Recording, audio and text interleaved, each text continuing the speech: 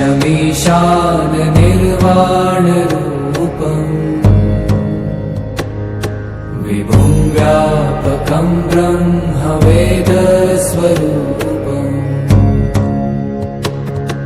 निजं निर्गुणं निर्विकल्पं निरीहम्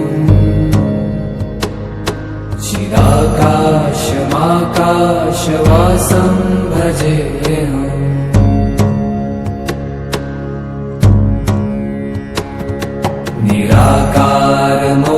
निराकारमोङ्कारमूलं तुरीयम्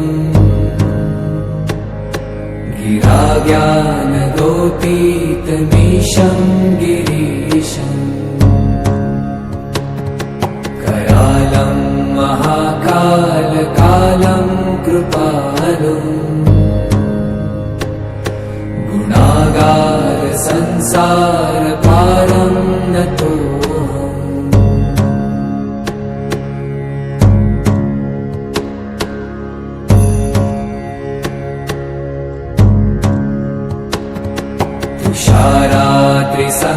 तुषारात्रिसङ्काशगौरं गभीरम्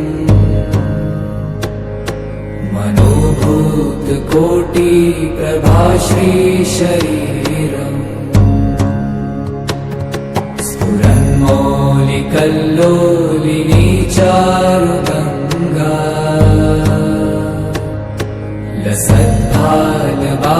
लसद्भालबालेन्दुकण्ठे भुजङ्गा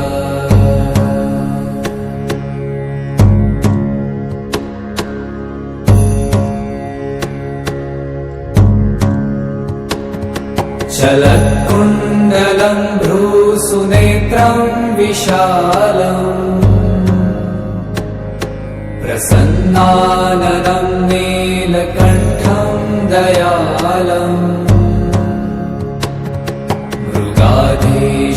मृगाधीशचर्माम्बरं मुण्डमालम्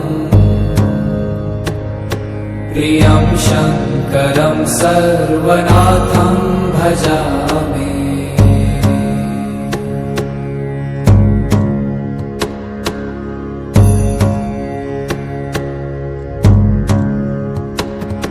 प्रचण्डं प्रकृष्टं प्रगल्भं परेशम् अखण्डम् अजं भानुकोटिप्रकाशम् त्रयशूलनिर्मूलनं शूलपाणिम् भजेऽहं भवानीपतिं भावगम्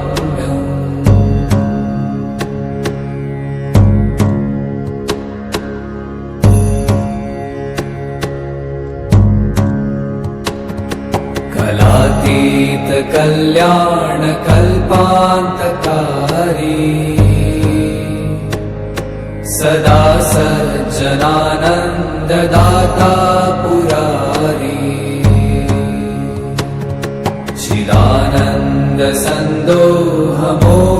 चिदानन्दसन्दोहमोहापहारी प्रसीद प्रसीद प्रभो मन्मथारी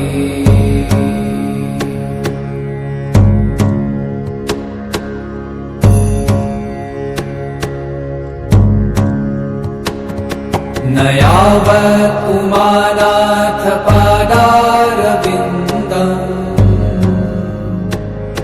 भजन्ति ह लोके परे वा नराणाम् न तावत् सुखं शान्ति सन्तापनाशम् प्रसीद प्रभो सर्वभूताधिवासम्